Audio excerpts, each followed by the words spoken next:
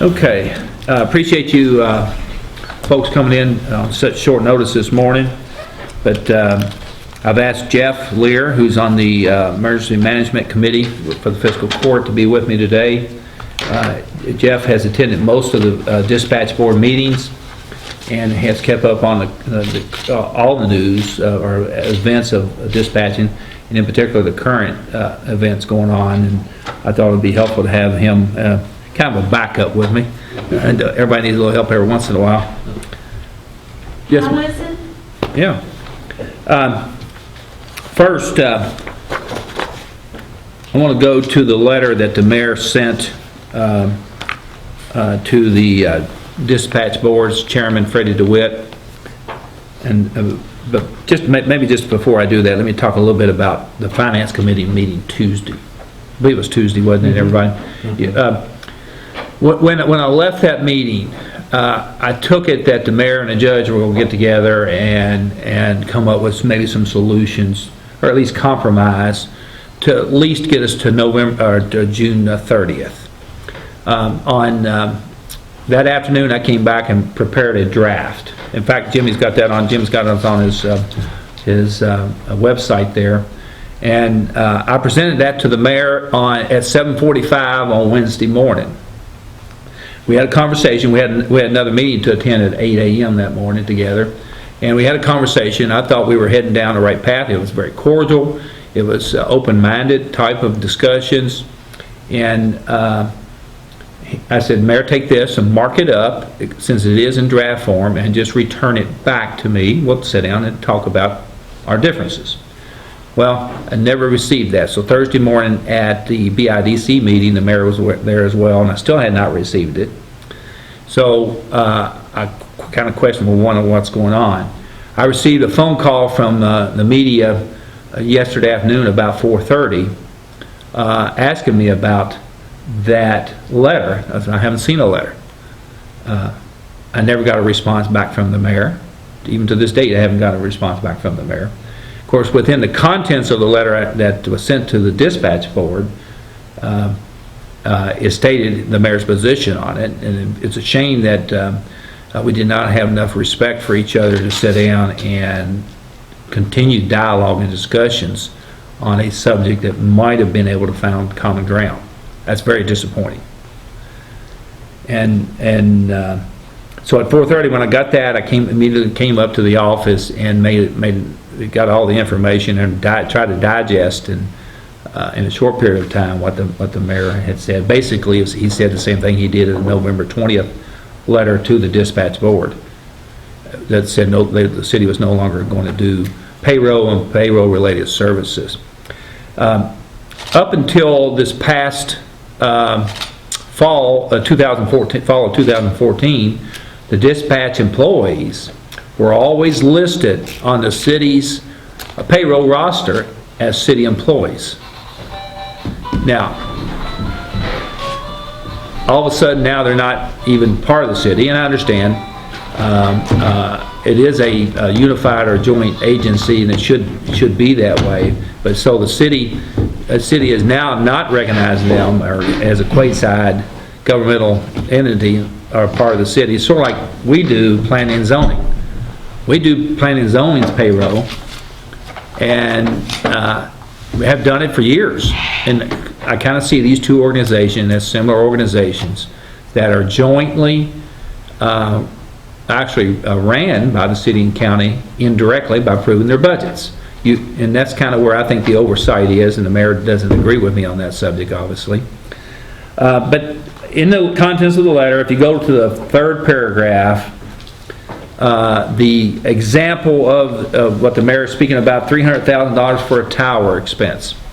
That expense was first place, we did not spend $300,000 for a radio tower. It was $98,000. And that expense was paid for by Nelson Fiscal Court.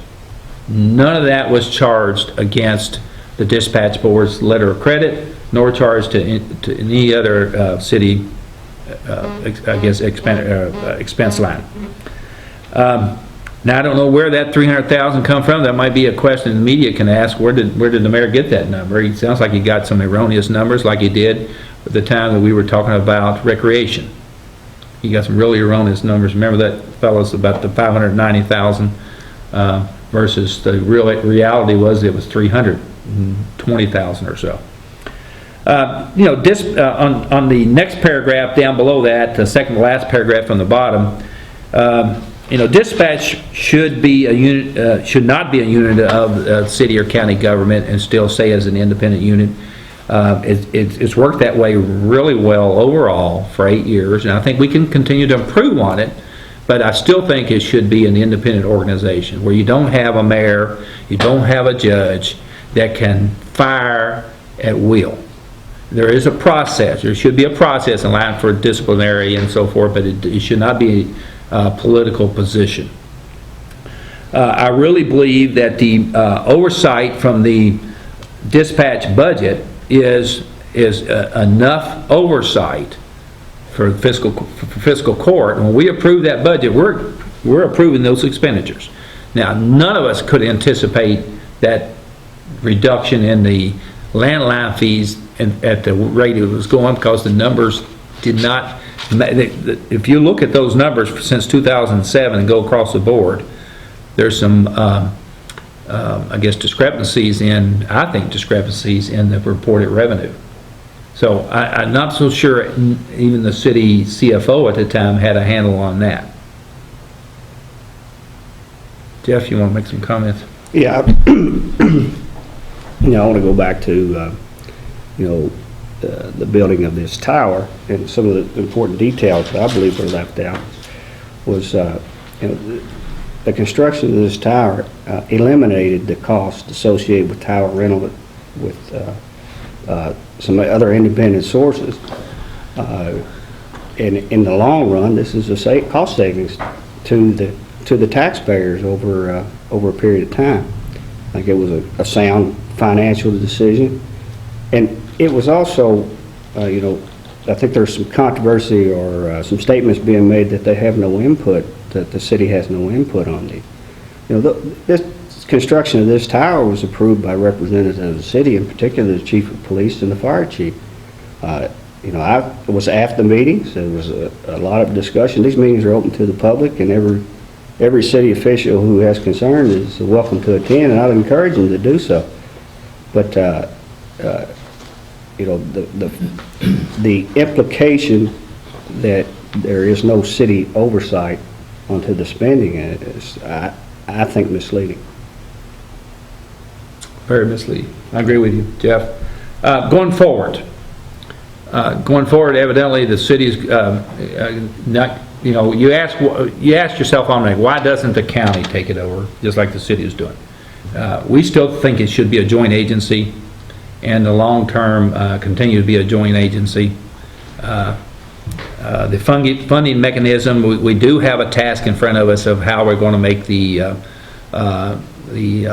revenue source of it fair to all the people that are currently paying for the landlines. Right now, it's unfair the way the citizens are paying. If you have a home line, you're paying $20.52 a year right now, and there's a majority that are not paying it. So we got to balance that up some way, somehow. We've got to find a way to do that, and we're working on some ideas on that. Just haven't got to that point yet. But going forward, I've suggested to Joe Pruitt, who's a member of the board. Joe, as you know, is our EMS director. He's also a member of the board. I've asked him to contact the director of the dispatch, Debbie Carter, and look at payroll services to be done by an independent organization or CPA group, and he's working on that as we speak. We will move forward with working on and assisting the dispatch center with the retirement and health insurance independently as much as we can. And key thing is we've got to keep the dispatch center going. We've got to keep the people that are working there paid. They have bills just like you and I, and we need to make them know that this is going to it's got to carry forward.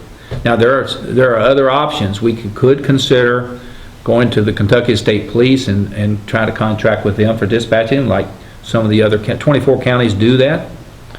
We don't think that's the best option. because of the quality of the dispatching that we can do locally. And I think Jeff would agree with me on that. But it is an option. And we have to look at all those options. I'll take some questions. That's no enhanced 911 though through the state police system. That's correct. That's right. That's the downside to having. It's going backwards, Randy. Yeah. I guess the big question in all this is why can't dispatch take over its own bookkeeping, payroll, benefits, all that? Do they not have adequate staff to do it, or is it a matter of not knowing how to do it? Well, I think it's first place, the dispatch board's never had to do that, and there's probably not anybody on that dispatch board that has that experience. I mean, in our county government, there's probably 2 people that could do payroll. I'm looking at 2 of them right here. And so it is a specialized piece of business anymore, especially when you're dealing with the state retirement. Greta, right to state retirement's gotten very complicated. The health insurance programs are very complicated, and you have to keep up on all the new rules and regulations. But absolutely, the dispatch would not have, and they should not be expected to do so. So they would basically have to hire somebody to do it if they did, Yeah. or hire an outside company. And Randy, I think, you know, to your point, it may not be something that is not doable, but the short and arbitrary deadline of January 1st Yeah. complicates things immensely. And I believe it's unfair to the employees out there that are expecting to get paid and want to know who they work for. I don't think it's does a service to the people who. And we got to have people filling up those chairs, taking those calls. Just write that down. We will make that happen some form or fashion. Okay? I don't want anybody to get the idea that we're not going to be supportive. When I left that meeting Tuesday, you know, the mayor said that they would take out the language about, you know, disciplining fire. I read your article. And all that, and that you all would sit down together. What happened in between that? I mean, for your talk today, it sounded like nothing. I explained to you what I thought, you know, Wednesday morning, I thought was a good meeting with the mayor, and it went to hell in a handbasket from Wednesday through to Thursday afternoon. I had no other dialogue with the mayor on that. You know, he never sent anything back to me stating he didn't like my proposal. In There fact, wasn't anything in the interim that you are aware of that might have caused it? not that I'm aware of. You know, everybody, you could try to second guess or guess what's going on, but no, not in regards to dispatch at all. And Jimmy, you got a just question? to, you know, follow up with that, this business about this radio tower. I mean, you all have been to all these meetings. It's never come up in a discussion. When you hit, you know, you get something late on a Thursday that tells you that there's a new issue. I don't understand why that would We've got, come up. yeah, we've got about, we started this dispatch center about 2006 or 7, 8, 2006 when it's 7. Okay, so from 2007 to today's times, the fiscal court has provided funding for some of the capital costs along the way. Now, some of that might have been mixed up in people's minds about where that money was going, but the dispatch, like Jeff said, the dispatch board knew where that money was going, and 2 representatives from the city sat on that board and could have reported back to the mayor where that money went, I'm sure. So, you know, there is still an outstanding balance. We're not concerned about that right now. And from the dispatch center, if you look at around this Commonwealth, dispatch centers cost millions of dollars. We've done this about as economically as anybody could ever ask to do. Now, a big portion of that letter of credit that the dispatch had was initially hiring someone to go out and do all the addressing. That was about $90,000 or more, and right in that ballpark. So that was a big part of it. And you got to, in order to get the 911 money coming from the cell phones, you had to start that process. And we've still got a little bit of work left to do. Would the county consider contracting to the dispatch board for the payroll services? Or would you prefer not to have the county get involved in that? Not at this time. Not at this time. you know, the key thing is, and I'm gonna cut to the chase here too, a little bit. Key thing is, are we still gonna have support from the city on a regular basis over the next decade to cover the dispatch center's operations? Everybody understand what I'm saying there? You know, that interlocal agreement expires in September of 2016. Are we going to have that cooperation? Are we going to have to go backwards? Are we going to have where the ambulance service is dispatched out of an ambulance and the police are just going back to the way it was? You know, that's going way back. And I'm not so sure this community wants that. You said that the county would help out with their health insurance and what else? We'll make sure that that those benefits are still secured in some form or fashion. Okay, are those now through the county or through the No, city? they're through the city right now. Okay. Through the city right now. Just like we do the planning commissions, through the county. You know, we've never been written up in our audit reports for doing the planning commission's payroll. Or even had a comment on it. Have you remembered, Rhonda? No? No.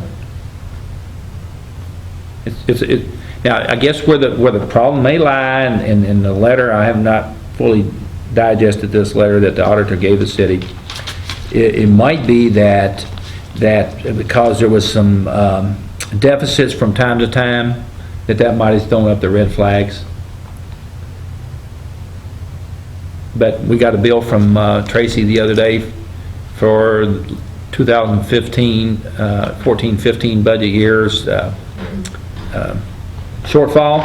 It was $23,000, of which I think here it is. It was $22,095, of which $13,257 is the county's responsibility, and $8,838 is the city.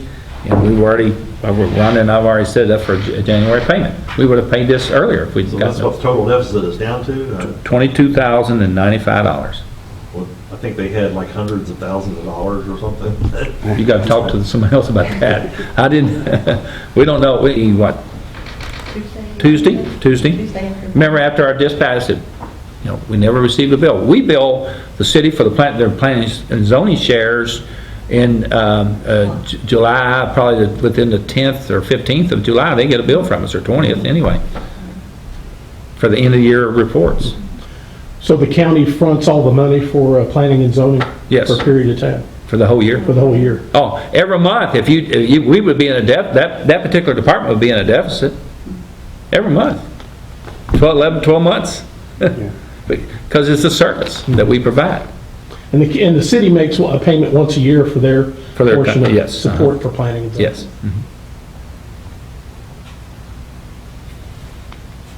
Yes. Maybe Jeff could address the question, because you say you've been attending all these dispatch board meetings. What is that in that letter from Piercy and Gray about the $89,000 over budget on salaries? Why would they be over budget? Have they hired more dispatchers? What's that about? You know, the vast majority of the costs associated with the dispatch center is in, of course, labor. Right? I could point out a couple of things that at the end of the last fiscal year that, you know, are concerning, and the budgeted number is in part calculated based on estimates given from the city for retirement and health insurance. There was a significant overage in health insurance. Now, mind you, this number was given them directly from the city, and accounts for a good portion of it. I think there was some turnover into the dispatchers last year that necessitated some additional hiring and training. You know, it costs to train the new ones, and you know, that's something that I've tried to keep a very good eye on. At the end of last fiscal year, when this was, you know, appeared that there may be an overage, I asked for the numbers and was told that the city had not provided to them for the last couple of months. There was a significant delay in the reporting of it. They didn't get the financial numbers, so. Yeah, that can be corrected, you know, those are things that should be a concern and should definitely be looked at a lot closer. And a timely reporting of the current financial situation would be extremely helpful. We'll go back to the overages and employee-related benefits. We prepare our budgets in the spring of the calendar year for July 1st approval. Everybody follow me on that? So that's in April, May, June area, okay? Your health insurance renewals can be, ours is in August. And when July 1st hits here, and you've got an employee, and let me just take one employee now, that lost coverage, say through a spouse, and they want to come on your county's health insurance policy as a family plan, that's $17,000 and some change. Just one employee. Take that, put that against dispatch center. I don't know the inner workings of how many employees had to do that, or how many, was there somebody new came on? And the city's rates are probably pretty close to the county rates. You know, if you look, you know, the bottom line is it's still a costly benefit. But so if you had two of those, that could be $34,000 in a budget year that you could not have anticipated because of an event, a qualifying event, I think, Greta, is what they call it. And so that can change your budget tremendously, and you have to be prepared. You have to, you know, you cannot just say you can't have health insurance, because it's a benefit that we do offer. And this happened to us going back about 10, 12 years ago, before we started that $1,000 health reimbursement account. In about 2-year cycle, before we kind of figured it out what was going on, all these private companies were cutting their benefits, and so the spouse that worked there said, well, I'm going to drop here because the county's got a better benefit package. Boom, boom, boom, you had a tremendous increase, but that's leveled off in the last few years because of what we've done. But it happens. But I don't know if everybody can understand what I'm talking about there yet, but it's pretty simple if you just stop and think about it. And I don't know the details of That's it. salaries, but I guess it's salaries, health insurance, training. Yes, the everything. entire cost of salaries, wages, and benefits. Any other questions? I thank you all so much for taking the time out to come and listen and hear the other side of the story. One additional question. Okay. Where do things go from here, Well- in your mind? I mean, Well, I think from, on the short term, getting somebody to do the payroll services, payroll-related services, including the benefit packages, and then, of course, the dispatch board should probably meet Monday or Tuesday to contract with somebody to do that work. do you anticipate additional negotiations with the city in regard to this, the matter at hand that, I wish we're still having those negotiations. Oh, sorry, I was distracted by my phone ringing, I turned it off, but you said that you're going to try to get somebody to do the payroll benefit services, and what did you say after that? And the dispatch board would have to meet Okay, to contract with somebody to do their payroll and payroll-related benefits, and approve that contract. okay. But as it looks now, the city is washing its hands of it as of June 30. December 31st, yes. Uh-huh.